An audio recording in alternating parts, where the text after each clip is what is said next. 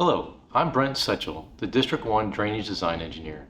I'm honored to help celebrate and recognize May 21st, 2021 as Endangered Species Day.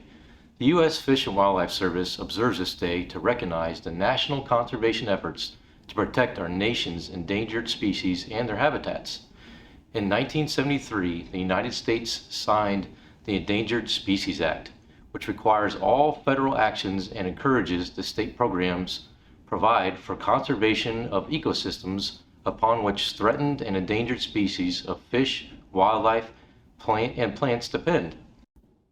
District 1 is home to many endangered species, including the West Indian manatees, sea turtles, American crocodile, Florida bonneted bats, small-toothed sawfish, red cockaded woodpecker, and of course, Florida's state animal, the Florida panther. In order to meet environmental permitting and National Environmental Policy Act (NEPA) compliance, District 1 must ensure our projects do not adversely impact these species or their habitats. Many of these species require extensive surveys to ensure they are not present within a proposed project footprint. If a protected species is found, FDOT may need to alter its project to avoid or minimize impacts to the endangered species. If allowable and appropriate, sometimes mitigation measures can be provided to offset any impacts to the species or their habitat. To showcase how FDOT protects our endangered species, let's look more closely at Florida's iconic panther. In the 1970s, the Florida panther was on the brink of extinction, with less than 20 panthers estimated to be surviving in South Florida.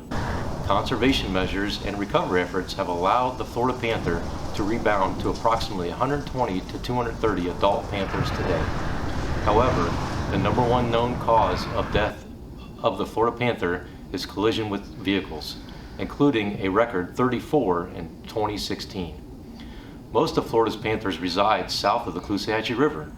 Recently, 2 female panthers were documented north of the river for the first time in more than 20 years, as panthers continue to expand their home range. The U.S. Fish and Wildlife Service has mandated that in order for the Florida panther to be removed from the endangered species list, it must have 3 distinct populations of at least 250 adult panthers. Roadways can cause habitat fragmentation and habitat destruction for the Florida panther. To remove the risk to habitat fragmentation and prevent panther vehicle collisions, FDOT can provide wildlife crossings. Wildlife fencing should also be considered to help funnel panthers to the wildlife crossings. FDOT staff utilizes many different tools and data sources to help identify where wildlife crossings are needed. The staff of FDOT District 1 do an amazing job of ensuring the protection of our endangered species. Thanks for all your support to protect Florida's endangered species and wildlife.